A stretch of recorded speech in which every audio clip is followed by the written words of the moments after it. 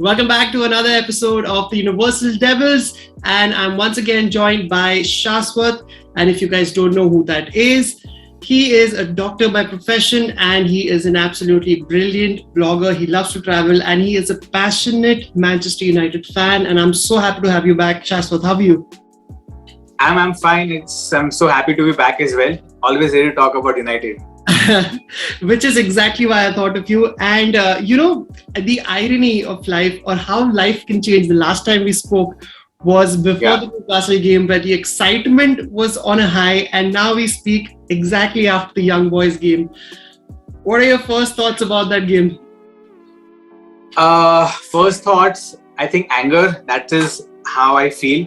I was so angry. I mean, I saw the game and mistakes happen, right? Van Bissaka can make a mistake, but how can you get so defensive? And this is young boys. This is not like a prime Barca that you need to go defensive. Okay, even with 10 men, I think you can attack them with the kind of players we have. But Ole is so defensive and he's just too scared to lose. That's his biggest problem. And that's what we saw. He's just parking the bus. We were back to square one with Mourinho. That's the same thing that's happening. You know, the best part about having you on board after that game is because the last time we spoke, you had some strong opinions about management, and I think, but at the end of the day, don't you think that it's just one game and the reaction is a little overboard? Yeah, I think if you see Ole's Champions League record, right? He's played 11 games with United. He's lost 7. Okay, he's not even drawn. He's lost 7. So you might think that he's doing really well in the league. We are on top of the league right now. But I think Ole is more suited to the league than the Champions League because he is not going out there to win. It seems he's going out there to just not lose. That's my problem. So if he just goes there to win, right, we can definitely win it. We've got some really good players and I think we can win the Champions League. No, you make such amazingly valid points. At the end of the day, I feel like when I look back at that game, whatever could go wrong just went wrong. Like, it was a disaster. It was truly a disaster. And you see, even this is Ronaldo's second game back for United. He's already in the technical area, right? At the end of the game, he could not take this shit anymore. And he's already in the technical. That's a big disrespect to Ole, right? And you cannot come down and start directing and telling people how to play. So it just speaks for itself. Everyone knows what's happening. So that's a good point you touched on. What do you think about that? And do you think that he should have done it, or was it like undermining the manager? Where do you stand on that? I think definitely, it is definitely undermining the manager. That should not be done in the first place. But I think Ronaldo is it does not come as a surprise to him that this is happening because I'm sure he's been looking at games and somewhere he has to take charge. I mean, he wants to win at the end of the day and Ole does not, I feel. That's what I feel. He's just too pragmatic. He's too safe. I don't know. And there is no hunger to win. Playing the devil's advocate in this situation, but I completely understand. The reason why I am so lighthearted right now is because I've had this massive Wana chat before and we put that up on Universal Devils. You can check it out with a few people and I've vented out everything over there. So I'm a little more safe and sane in my head right now. So the reason why I'm just pushing this a little more is at the end of the day, if Lingard doesn't make that pass, we still draw the game with 10 men.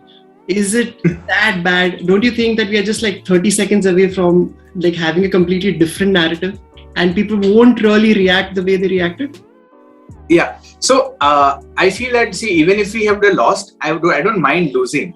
But it's the way in which you lose. Okay. Even if it wasn't for Lingard, I would still be as upset with Ole as we've lost. Okay. Because the way in which he's approaching the situation, that is my problem. See, I don't mind losing 6-4 or a 7-5, but you've given a fight. Like the fact that you brought Donny van de Beek off, the fact that you brought Bruno and Ronaldo off to put on defensive players, that speaks for itself, and that my problem is there. I don't mind losing, but you have to give a fight. You cannot be accepting defeat just because of the red card. That's my problem. Some of the substitutions were shocking and confusing to say the least.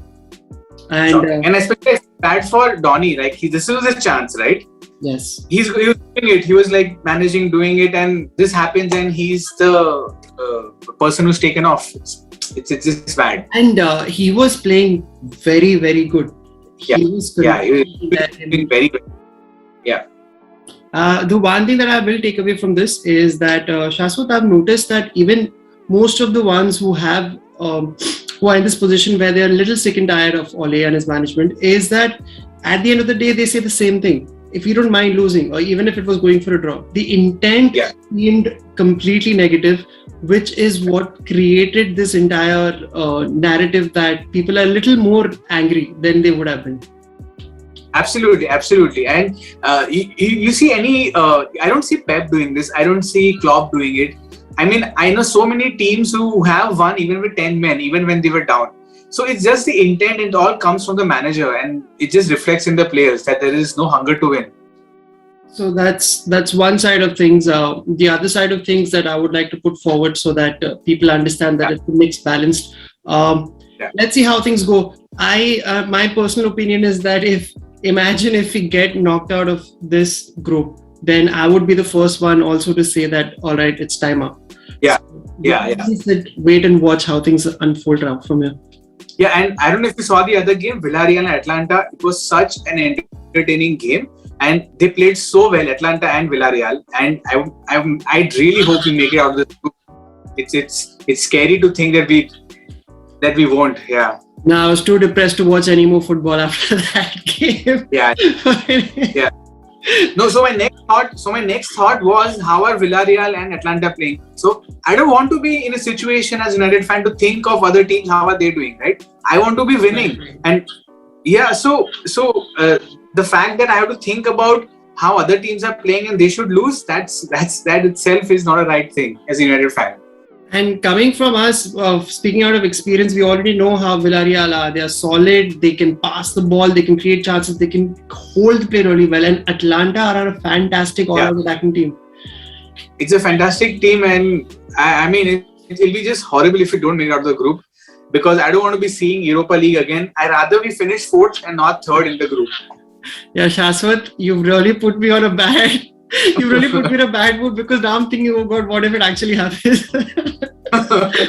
Let's quickly turn this into a positive and talk about one person who has matched up to all the expectations, to say the least. Cristiano Ronaldo. Yeah, absolutely. Like, he is right. Although not to take anything away from the pass by Bruno, he takes out 4 players with that pass, right? So that goal was truly all about Bruno and the pass. It was a nice little tap in for Ronaldo. But obviously, he has to be there at the right place at the right time. 3 goals in 2 matches, he's already doing it. And that is what he's here to do, to score goals and win matches. But he has to be supported by the team. And I hope that changes in the next few matches. That's the best thing to witness right now, because a lot is being said that at the end of the day, Ronaldo is not going to, if things are going wrong behind the scenes, you will know, because Ronaldo will make sure that people know. Yeah, he'll be upset. He'll be damn upset. He's a sore loser. Like, he does not like losing, and you could see it on his face. All the cameras were on his face, even more so than the manager. At the end of the match, all the cameras were on him, because it seems like it matters more to him than to Ole at the end of the day. That's saying a lot, but maybe it does, like, because we know what, not because like we are saying that the manager doesn't really care. It's because it's Cristiano Ronaldo and we know how he is. Yeah. And I think he is still going to be very influential in the Premier League and the Champions League. He's just going to put up going up gears from now. So I'm very interested in touching this point that a lot, and I mean a lot, had been said when Ronaldo was moving to Manchester City, and it was all positive. The moment the narrative shifted towards him coming to United, all the same pundits started talking completely in the opposite direction. I mean, it's such a United bias. I really don't know what else to say to that. That's true, because people, when they think of Man City, they were like, Ronaldo's too old. He won't be able to keep up with the pace of the league. Maybe he's beyond his prime, and maybe he won't fit into the Man City playing style. So they were all there, but I think Ronaldo would do well anywhere, in any team, and any team will be lucky to have him. He's that good. He's already started in the right way, in the right manner. Yeah. So point blank, he's just going to score whenever he gets a chance. I actually now moving on to the next game right now, because that's the West Ham game. Yeah. What West Ham have started in a way that David Moyes looks like he's the best manager in the world. even last year, they did very well in the Premier League to qualify for Europa League. And I don't know if you saw the Europa League match, the last Europa League match, West Ham.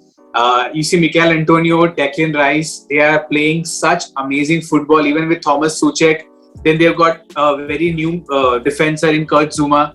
So I think it's looking like a very, very solid team. And even all the pundits saying that United did not give Moyes enough time. And he seems to be really organizing the team very well. And I'm just looking forward to the match. It's going to be a good match. Exactly, right? Because who would have thought West Ham are also unbeaten in the league now, 2 wins and 2 draws. And exactly. Yeah, they found a perfect formula, as you mentioned right there. They have a strong team. And sorry, go ahead. Lucky for us, Mikel Antonio is not playing in this match. Yes, I was just about to touch on that only, which will be definitely a plus point for us. And let's quickly dive into our side of things. And what do you think would be our starting 11 if you have to come up with one? So I think the starts in goal, right? Yeah, that's pretty obvious. And Ole is going to stick with Wan-Bissaka so that he does not lose confidence. He has to play him. Otherwise, he's going to start losing confidence. Delo cannot come in right now. Yes. Also, behind things, Wan-Bissaka is also on trial for driving without a license in the UK recently. So he's going to trial. So things are not looking up for him right now. So I think he needs that confidence, and Ole has to play him at right back. And he's going to go with Varane and Maguire at the back. That's for sure, because Lindelof started in the Champions League, and Luke Shaw left. There's no doubt about that. So in the midfield, I think McTominay is back. So I think there might be a chance that McTominay starts above Fred. I think so, with Pogba in the center and Bruno at the head of the triangle in the midfield. And I think it'll be Ronnie in the striking position, Greenwood on the right, and Sancho on the left. That's pretty interesting, because we have a couple of players here and there. About Aaron Wan-Bissaka, you're completely right. I also feel that he will start. Back four is the same, along with David De Gea. That makes it the back five. I think Matic will start alongside Pogba, because I feel that McTominay might come back in the Carabao Cup game, which is after a few games ahead. After that, Bruno in the cam position, Greenwood on the right, Ronaldo, and I feel, I really don't know why, but I feel he'll start Martial, because you haven't really seen much of Martial. And I think Sancho has been a little up and down and still adjusting. So, maybe. So it's really unpredictable with Ole. I mean, Ole does not have his strong 11. Even he does not know his best 11. And I think the team is such that it's very difficult to pick a best 11, because he changes his team according to the opposition a lot. And that's what it does, that he likes to change according to the opposition rather than play a strong style of his own. So it's very difficult to predict a starting 11 for Ole. And surely it's a good thing to have amazing players all throughout and have like bench strength. That's actually should be a good thing for every manager, right? Yeah, definitely. And just think of the bench we had a couple of years back. I remember there used to be Pereira and Phil Jones and Smalling, and it was just horrible. I mean, now the bench we have, it's gold. I remember Lingard and Andres Pereira in the middle of the park when Lingard was completely out of form. Oh my God, it was so bad. It was Matic, Pereira, Lingard, Martial. That was our team, right? But now we've come really far, and we've been very good now. So so this is the year. I think it should be really gaining momentum and starting to win things now. Definitely. And what do you think the scoreline would be with that predicted 11 of yours? Because Antonio is not playing, I'm going to go with 2-1. West Ham might just nick a goal. With Mark Bowen, I think he's a really good player. And even last year, he gave Luke Shaw a really tough time. So Mark Bowen, Declan Rice, Souček, they are top quality players. So we are not going to be able to keep a clean sheet. It's going to be 2-1 with Ronaldo and maybe a first goal for Sancho, maybe. Sancho. Quickly touching on Sancho, actually, what do you think? He's usually known to be a slow starter. Do you have any worries when it comes to Jadon Sancho? I don't think so, because even last year when talks were going on with United for getting the deal done, he was really slow in the beginning of the season, even with Dortmund. So he definitely takes time to adjust. That's true. And this is a new environment, a new team for him. And I'm sure it's going to come through. People are too early to judge anything. And I think Ole's style of play is not really suiting him. I just see Ole playing long balls, and that is not suiting him. He's someone who will dribble past players. He's someone who is pass and move sort of a player, running between the defenders. So that's his style. But I think he's going to come through. He just needs some more time to adjust. Yeah, I think it's an adjustment period for everyone involved, especially with the new players coming in. Can I put you on the spot for a second, Shashvat? Yeah. Just a random thought.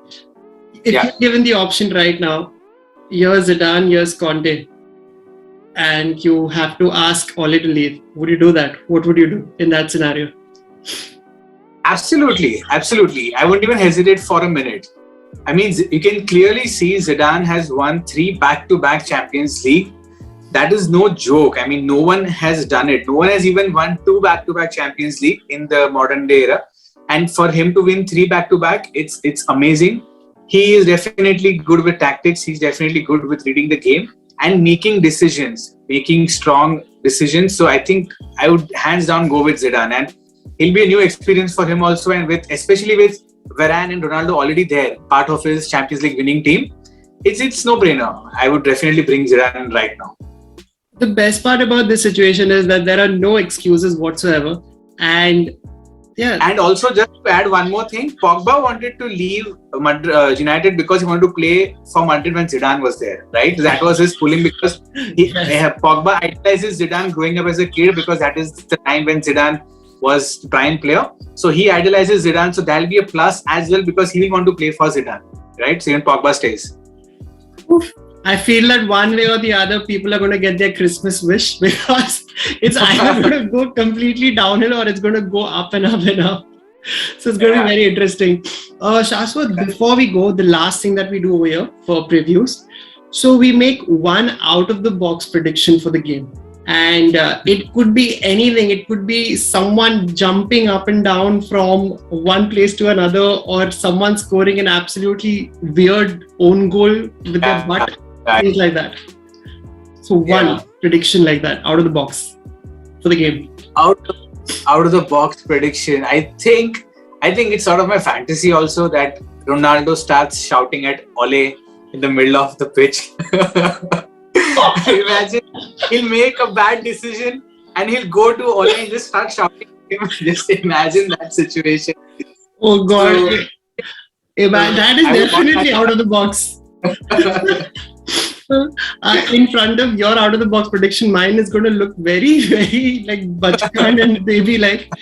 So I was going to go for Varane to score. I don't know why. I just feel he's going to come up with a goal from a. He got very close in the last match with a header. He almost scored. Yeah. So maybe.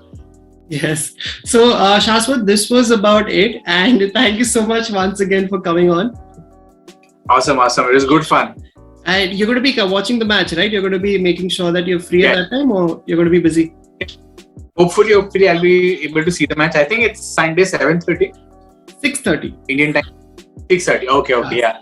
So I'll mostly try and catch the match. 90%, yeah. Okay, great. It was lovely chatting with you once again, Shashvat. And we're going to talk again very soon. Done, sure. All right. Before we go, guys, I'm just going to make sure that you guys check out Dr. Shashwat's work on YouTube and on Instagram. And I'm going to make sure that I drop in the links. Do go and follow him. He does a fantastic job. He's one of my favorite bloggers. And thank you once again, Shashwat. Sure. Happy to be here. Bye.